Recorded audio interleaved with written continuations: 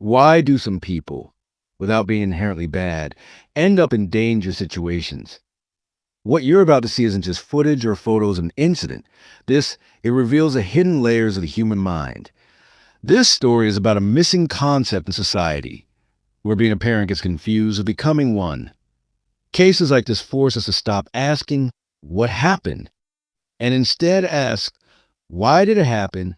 He just found probably a 1-year-old by himself inside of a house that is horrendously bad. It's another example of the darkness. On April 22nd, 2023, a 911 emergency call reported something shocking.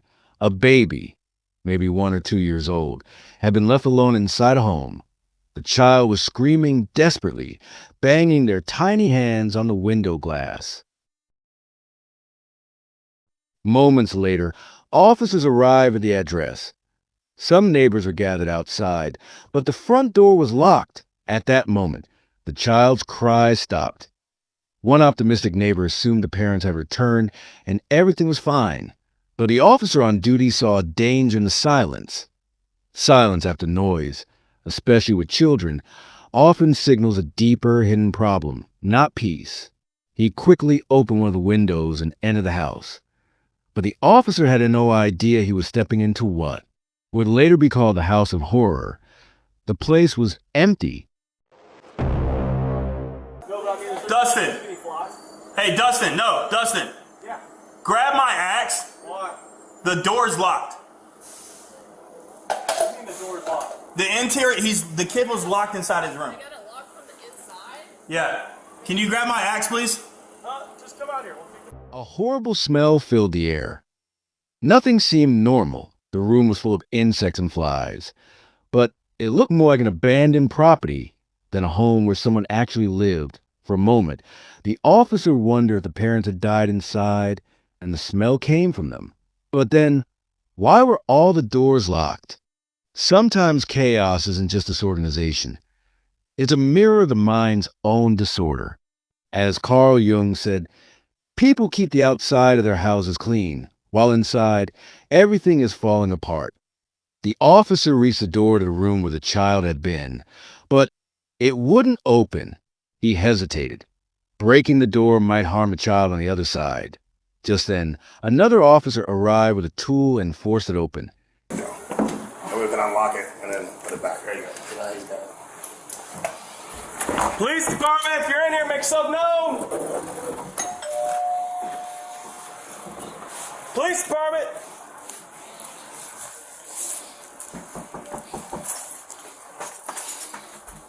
Inside the filthy, cluttered room, they found a 2-year-old child who could no longer cry. The poor child had been left in this condition for hours. His diaper was full and heavy, he had diarrhea, and the skin on his legs was wounded. How can long-term neglect leave invisible scars on a child's soul, even before they learn to speak? John Bowlby, the renowned psychologist who developed attachment theory, said, if a child is ignored by their primary caregiver early in life, their brain learns that the world is unsafe, and that becomes the foundation for anxiety and depression later on. George. We're going to go change We're going him. to the back of the truck. We're going with you. Okay. Hi, baby. You need a poop. Feel it. My right. Are you coming? Yeah, I'm coming.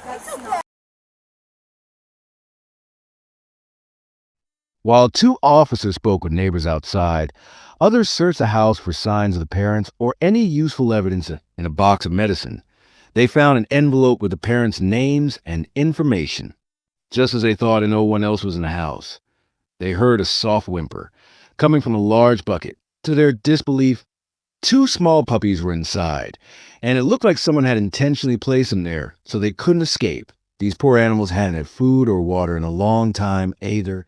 If someone can't meet even the basic needs of a pet, how can they possibly understand the responsibility of raising a child? One of the officers realized that the baby's condition was serious, and he needed to be rushed to the hospital. Neighbors said this wasn't the first time the child had been left alone, and it showed that the parents' carelessness had become routine. When people witness neglect and still do nothing, it means our sense of shared responsibility is fading. This kind of collective indifference is one of society's greatest dangers. The community that gets used to looking away will sooner or later become part of the tragedy itself. The responders cleaned the baby, gave him food, and helped stabilize him.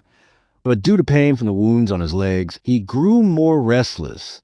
At the hospital, doctors confirmed he had a double ear infection, an upper respiratory infection, and signs of malnutrition. Well, we got a bunch of little puppies in here.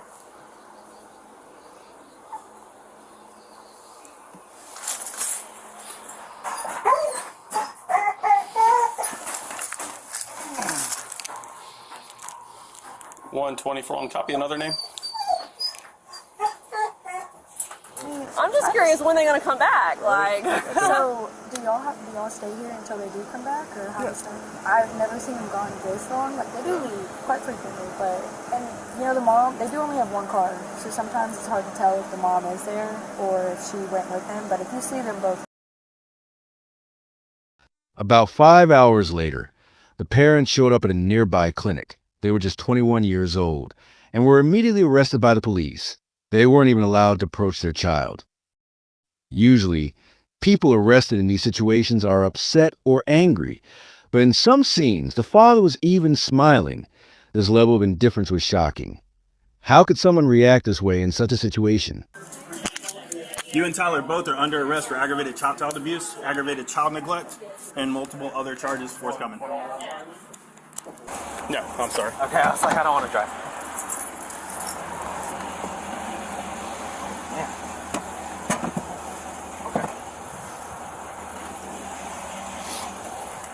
Carl Jung spoke of the persona. The social mass people were to hide their true selves. Was that smile a kind of defensive persona, or did it reflect a deeper inability to process emotions? In later interrogations, the strange, disconnected answers from the parents slowly led the investigators and specialists to another painful reality.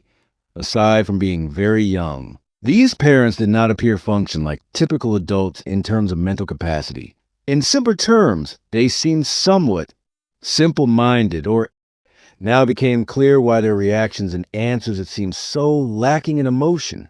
In fact, they did love their child and weren't aggressive people, but they simply lacked the mental and emotional capacity needed to properly care for a 2-year-old. That's likely why they weren't given a harsh sentence. They were sentenced to just a few years of conditional custody. Bye, buddy. I think your ride is here. Yeah? Yeah? See you, little guy. Maybe they themselves were victims of life that disrupted their own mental and social development. And this is something often ignored in such cases. John Bowlby, founder of attachment theory, showed that even well-meaning parents, if they lack cognitive and emotional competence, can unintentionally harm their children. Insecure attachment is a result of these kinds of dysfunctions in the parent-child relationship. That raises a troubling question. Who allowed people like this to have a child? People who may themselves need care and support. How can they be expected to care for someone else? Is he capable of contacting emergency services if he needs it? Does he know how to use a phone or Alexa or some type of device to contact you or emergency services if something happens?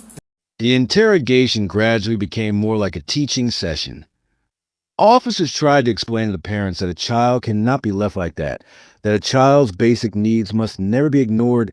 This is a wake-up call for support systems. They must be able to identify and assist vulnerable individuals before disaster strikes. Whatever the outcome, one thing is certain.